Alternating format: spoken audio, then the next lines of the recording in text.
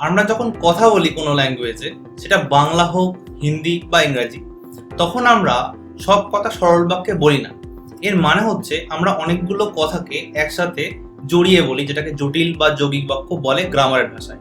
তো ইংরাজিতে এরকম কিছু টপিক রয়েছে যেখানে আমরা অনেকগুলো সরল বাক্যকে, অর্থাৎ রাম স্কুলে যায়, রাম ভালো পড়াশোনা করে, এই যে উদাহরণগুলো রয়েছে, এই কথাগুলোকে যদি একসঙ্গে বলতাম তাহলে কেমন হতো।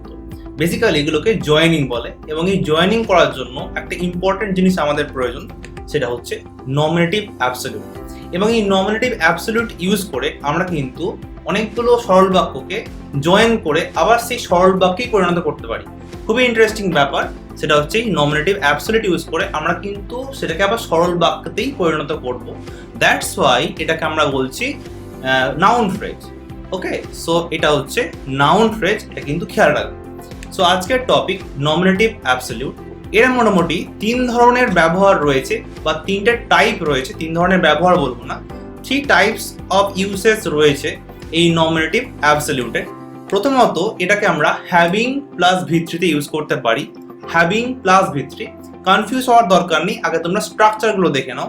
হ্যাভিং প্লাস ভিত্তি, সেকেন্ড হচ্ছে হ্যাভিং বিন ভিত্তি, এবং থার্ড হচ্ছে বিইং। এবার প্রশ্ন হচ্ছে নমিনেটিভ অ্যাবসলিউট জিনিসটা কি, এবং আমরা ব্যবহার করবোই বা কোথায়, এবং কেনই বা করব। এবারে বলি যে নমিনেটিভ মানে হচ্ছে আমাদের সাবজেক্ট। যে কোনো সেন্টেন্সের যে সাবজেক্ট হয় তাকে আমরা নমিনেটিভ বলছি। যেমন আমি যদি বলি সূর্য উঠেছে, তাহলে এখানে সাবজেক্ট সূর্য। আরেকটা সেন্টেন্স বললাম যে কুয়াশা উধাও হয়ে গেছে, বা কুয়াশা গায়েব হয়ে গেছে, তাহলে এখানে কুয়াশা আমার সেকেন্ড সাবজেক্ট। সুতরাং নমিনেটিভ অ্যাবসলিউট ইউজ করে আমরা অনেকগুলো সরল বাক্যকে জয়েন করতে পারি, যে সকল সরল বাক্যের সাবজেক্ট আলাদা। অর্থাৎ একটি সাবজেক্ট হচ্ছে সান এবং অন্যটি সাবজেক্ট হচ্ছে কুয়াশা। সুতরাং ডিফারেন্ট যখন সাবজেক্ট বা কর্ড থাকবে, সেই ধরনের বাক্যকে সরল বাক্য পরিণত করতে গেলে আমরা কিন্তু এই নমিনেটিভ অ্যাবসলিউটকে ইউজ করব। এক্সাম্পল দেখলে আরো বেশি ভালো করে বুঝবে। তাহলে 3 ধরনের ব্যবহার কেন? বেসিক্যালি প্রথমটা হচ্ছে অ্যাক্টিভ ভয়েসের জন্য, সেকেন্ডটা হচ্ছে প্যাসিভের জন্য, এবং থার্ডটা হচ্ছে বিভার্বের জন্য।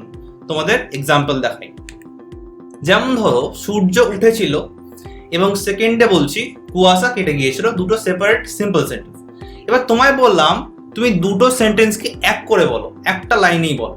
তাহলে তুমি কি বলবে? তুমি বলবে এটাকে যে the sun having risen the fog disappeared. সূর্য ওঠায় কুয়াশা উবে গিয়েছিল।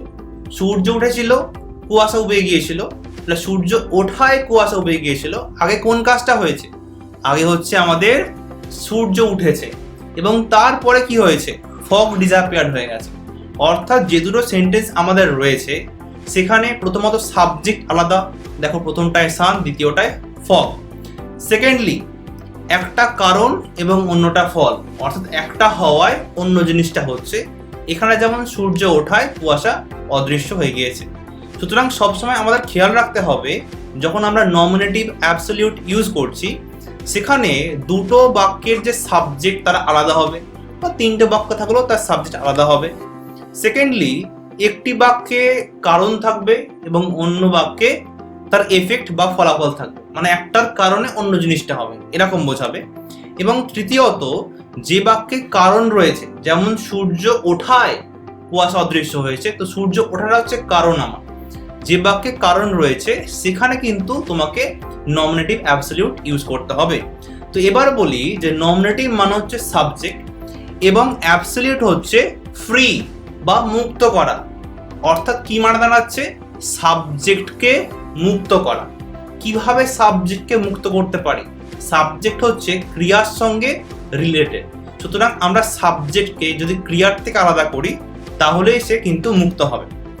সুতরাং এখানে দেখো, সান ছিল সাবজেক্ট এবং দ্বিতীয় সাবজেক্ট হচ্ছে ফগ, সাবজেক্ট আলাদা, এবং সূর্য ওঠা হচ্ছে কারণ, এবং ফগ ডিসঅ্যাপিয়ার্ড হচ্ছে আমাদের এফেক্ট। তাহলে 3টে পয়েন্ট তোমরা এখান থেকে মিলিয়ে নিতে পারছো। এবং আমি কোথায় নমিনেটিভ অ্যাবসলিউট ইউজ করেছি? এই যে হ্যাভিং রাইজেন, এটা হচ্ছে নমিনেটিভ অ্যাবসলিউট। ওকে, তাহলে এবার আমি যাই। আরেকটা পয়েন্ট হচ্ছে নমিনেটিভ অ্যাবসলিউটের সাথে অনেকে কিন্তু পার্টিসিপেলকে গুলিয়ে ফেলে। সো পার্টিসিপেল একটা ডিফারেন্ট চ্যাপ্টার, এবং নমিনেটিভ অ্যাবসলিউট একটা ডিফারেন্ট চ্যাপ্টার। এর যে পার্থক্য রয়েছে এবং তা নিয়ে রিলেটেড কিছু এক্সাম্পল আমি পরের ভিডিওতে বানিয়ে দেব। এই ভিডিওতে আমরা শুধুমাত্র নমিনেটিভ অ্যাবসলিউট ইউজ করে কিভাবে জয়েনিং করতে পারি সিম্পল সেন্টেন্সে দেখাচ্ছি তোমাদেরকে। তো প্রথমটাই সেটা হচ্ছে বাক্যের মেন ভার্ব যদি অ্যাক্টিভ ভয়েসে থাকে, বাক্যটা যদি অ্যাক্টিভ ভয়েসে থাকে সেখানে আমরা হ্যাভিং প্লাস ভিত্রি ইউজ করব, হ্যাভিং প্লাস ভিত্রি। এবং খেয়াল রাখতে হবে আমরা সেখানে সাবজেক্ট হ্যাভিং ভিত্রি ইউজ করব। ওকে, সাবজেক্টকে ইউজ করতেই হবে কারণ আমাদের সাবজেক্ট ডিফারেন্ট হবে। যেমন দ্য বেল র্যাং, ঘন্টা বেজেছিল, রিং থেকে র্যাং, রিং র্যাং রাং। তো র্যাং হচ্ছে পাস্ট টেন্স, তো ঘন্টা বেজেছিল, দ্য স্কুল ক্লোজড, এবং স্কুল বন্ধ হয়ে গেছিল, দুটো কাজ। এবার তোমরা আমায় বলো কোন কাজটা আগে হয়েছে, আগে ঘন্টা বেজেছে নাকি স্কুল বন্ধ হয়েছে? সুতরাং যে কাজটার জন্য পরের কাজটা হচ্ছে সেটাই হচ্ছে কারণ। তাহলে ঘন্টা বাজাটা হচ্ছে আমার কারণ, এবং কারণকে নিয়েই আমি তো নমিনেটিভ অ্যাবসলিউট বানাবো। সুতরাং সাবজেক্ট হ্যাভিং ভিত্রি। ওকে, তাহলে আমি কিভাবে এটা লিখতে পারি? আমি লিখতে পারি দ্য বেল আমার সাবজেক্ট, তারপরে হ্যাভিং, তারপর রাং, রিং র্যাং রাং। তাহলে দ্য বেল হ্যাভিং রাং। এবার আমি কি করব, কমা বসিয়ে দেব এবং সেকেন্ড সেন্টেন্সটা বসিয়ে দেব। এটাই হচ্ছে আমাদের কাজ। নমিনেটিভ অ্যাবসলিউটে আমরা দেখব যে বাক্যের সাবজেক্ট আলাদা রয়েছে কিনা, তখন আমরা জয়েনিং করতে গেলে নমিনেটিভ অ্যাবসলিউট ইউজ করব। এবার প্রশ্ন হচ্ছে যদি সাবজেক্ট একই হয়, ধরো আমি ঘন্টা বাজালাম এবং আমি কিছু একটা কাজ করলাম, সেটাকে জয়েনিং করছি, সেই ক্ষেত্রে কিন্তু আমরা নমিনেটিভ অ্যাবসলিউটকে ইউজ করব না, আমরা পার্টিসিপেল ইউজ করব। সেটা আমি নমিনেটিভ ভার্সেস পার্টিসিপেলের ভিডিওতে বানিয়ে দেব। এখানে আমি কি দেখছি যে বেল বেজেছিল বা ঘন্টা বেজেছিল এবং তারপরে স্কুলটা বন্ধ হয়ে গেছিল, দ্যাটস ওয়াই আমি লিখবো সাবজেক্ট দ্য বেল, তারপরে হ্যাভিং ভিত্রি। দেখো হ্যাভিং ভিত্রি রয়েছে এবং ভিত্রি কি, রিং র্যাং রাং, তারপরে কমা দিয়ে সেকেন্ড সাবজেক্ট। তাহলে আমাদের অ্যান্সার হচ্ছে the bell having rung, the school closed. Next example দেখো, রেন স্টপড, বৃষ্টি থেমে গিয়েছিল, উই স্টার্টেড আওয়ার জার্নি। তো বৃষ্টি থেমে যাওয়ার পরে আমরা আমাদের জার্নি শুরু করেছিলাম, সুতরাং আগে বৃষ্টি থেমেছে, এটা হচ্ছে কারণ। তার ফলে কি হলো, আমরা জার্নি শুরু করলাম, সুতরাং স্টপড ভার্বের যে থার্ড ফর্ম সেটাকে ইউজ করব এবং তার আগে হ্যাভিংকে ইউজ করতে হবে আমাদের। তাহলে অ্যান্সারটা কি হবে, the rain having stopped. Rain হচ্ছে সাবজেক্ট, হ্যাভিং, তারপরে ভিত্রি। The rain having stopped, comma, এবং সেকেন্ড লাইনটা দেখে দেখে তোমরা যা আছে লিখে দেবে। Rain having stopped, we started our journey. বৃষ্টি থেমে যাওয়ায় আমরা জার্নি শুরু করেছিলাম। তাহলে পয়েন্টটা কি? পয়েন্ট হচ্ছে যে দুটো সেন্টেন্সের সাবজেক্ট ডিফারেন্ট হবে, একটা কজ থাকবে এবং অন্যটা এফেক্ট থাকবে। এই হচ্ছে নমিনেটিভ অ্যাবসলিউটের শর্ত। এবং যদি অ্যাক্টিভ ভয়েস থাকে, অ্যাক্টিভ ভয়েসে সেন্টেন্স রয়েছে দেখো, সুতরাং আমরা সাবজেক্ট হ্যাভিং ভিত্রি ইউজ করব। তাহলে এখানে অ্যান্সার হচ্ছে rain having stopped, we started our journey. আরেকটি এক্সাম্পল যেটা আমি প্রথমে দেখিয়েছিলাম তোমাদেরকে, যে সূর্য উঠেছিল এবং ফগ ডিসঅ্যাপিয়ার্ড হয়ে গেছিল, অ্যাক্টিভ ভয়েসে রয়েছে, সাবজেক্ট আলাদা, আমরা নমিনেটিভ অ্যাবসলিউট ইউজ করতে পারি। ওকে, তাহলে এবারে যাব টাইপ 2তে। টাইপ 2তে কি রয়েছে, যদি প্যাসিভ ভয়েসে থাকে।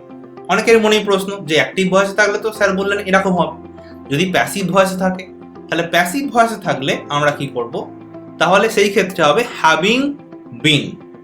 হ্যাভিং এর সাথে তোমরা শুধু বিনকে ইনক্লুড করবে, বাদ বাকি সেম। দেখে নেব, যেমন ধরো দ্য লিডার ওয়াজ কিল্ড, অর্থাৎ কোন একটা গ্যাং বা পার্টির লিডারকে বলা হচ্ছে তাকে হত্যা করা হয়েছে, এবং এখানে দেখো প্যাসিভ ভয়েসে লেখা রয়েছে আই কিল্ড দ্য লিডার, এরকম বলা নেই। So the leader was killed by someone, leader was killed by someone. So এখানে প্যাসিভ ভয়েসে রয়েছে, যদি প্যাসিভ ভয়েসে থাকে এবং সাবজেক্ট ডিফারেন্ট, দেখো দ্য গ্যাং এবং লিডার ডিফারেন্ট সাবজেক্ট, তো সেই ক্ষেত্রে আমরা কি করব, নমিনেটিভ অ্যাবসলিউট ইউজ করব। সুতরাং এখানে লিডারকে মারা হয়েছিল এবং গ্যাং পালিয়ে গিয়েছিল, তার যে দলের লোকগুলো তারা পালিয়ে গিয়েছিল। ফ্লাই থেকে ফ্লেড, ফ্লাই থেকে ফ্লেড, পাস্ট টেন্স। তাহলে আমি কিভাবে লিখতে পারি, দ্য লিডার হ্যাভিং, তারপরে বিন এবং তারপরে ভিত্রি, কিল থেকে কিল্ড, হ্যাভিং বিন ভিত্রি। তুমি যদি এখানে লেখো দ্য লিডার হ্যাভিং কিল্ড, হবে না, কারণ এখানে প্যাসিভ ভয়েসে রয়েছে। ভালো করে বোঝার চেষ্টা করো, the leader was killed, leader কি নিজেকে নিজে হত্যা করেছিল? না, the leader was killed by someone, passive ভয়েসে রয়েছে। দ্যাটস ওয়াই আমাদের অ্যান্সার হবে the leader having been killed the gang fled. Next আরেকটা এক্সাম্পল দেখো, যেমন ধরো দ্য ওয়ার্ক ওয়াজ ডান, কাজটা কমপ্লিট হয়েছে। কার দ্বারা? The work was done by me, the work was done by him হতে পারে। সুতরাং প্যাসিভ ভয়েস বাই হিম আসছে। আই ওয়েন্ট টু স্লিপ, এখানে বাই মি বেসিক্যালি তারপরের লাইনেই বলছে যে আমি ঘুমাতে গিয়েছিলাম। তো প্রথম বাক্যে দ্য ওয়ার্ক হচ্ছে আমাদের সাবজেক্ট, দ্বিতীয় বাক্যে আই, তাহলে সাবজেক্ট ডিফারেন্ট, খুব ভালো। তারপরে আমরা দেখলাম যে প্যাসিভ ভয়েসও রয়েছে, খুবই ভালো। তাহলে আমাদের স্ট্রাকচার কি হবে? হ্যাভিং বিন ভিত্রি, কারণ আমরা জেনে গেছি যদি অ্যাক্টিভ ভয়েসে হয় তাহলে হ্যাভিং ভিত্রি, যদি প্যাসিভ ভয়েসে হয় তাহলে হ্যাভিং বিন ভিত্রি। ওকে, তাহলে অ্যান্সার হচ্ছে দ্য ওয়ার্ক হ্যাভিং বিন ডান, কমা, তারপরে সেকেন্ড লাইনটা যা রয়েছে আমাদের এফেক্ট বা ফলাফল যা হয়েছিল, আমি ঘুমিয়ে পড়েছিলাম। I went to bed same থাকবে, বা আই ওয়েন্ট টু স্লিপ, এখানে স্লিপ রয়েছে তো স্লিপ সেম। তাহলে আমরা এটুকু বুঝলাম যে নমিনেটিভ অ্যাবসলিউট দিয়ে জয়েনিং করা খুবই সহজ। শুধু আমাদেরকে আইডেন্টিফাই করতে হবে যে সেন্টেন্সের সাবজেক্টগুলো আলাদা কিনা, সেকেন্ডলি সেটা অ্যাক্টিভ ভয়েসে রয়েছে না প্যাসিভ ভয়েসে রয়েছে, এবং তার ভার্বটা কি রয়েছে। যদি ভার্বটা জেনে যাই তার থার্ড ফর্ম, এবং তার আগে হ্যাভিং বসাবো অ্যাক্টিভ ভয়েসে এবং হ্যাভিং বিন বসাবো প্যাসিভ ভয়েসে। Very good. এবার আমরা দেখে নেব অ্যাক্টিভ ভয়েসও না প্যাসিভ ভয়েসও না যদি এরকম থাকে, আমরা দেখি কিছু কিছু সেন্টেন্স বিভার্ব দিয়ে রয়েছে, মানে স্টেট অফ বিইং। কোনগুলো? ধরে নাও am, is, are, was, were, এগুলো হচ্ছে state of being verb, be verb, to be ভার্বের মধ্যে পড়ে। যদি এরকম ভার্ব দিয়ে কোনো কিছু সেন্টেন্স থাকে সেই ক্ষেত্রে আমরা কিন্তু হ্যাভিং বা হ্যাভিং বিন ইউজ করব না, আমরা ইউজ করব বিইং। এক্সাম্পল দেখাবো, যেমন ধরো ইট ওয়াজ হট, খুবই গরম ছিল, ইট ওয়াজ হট।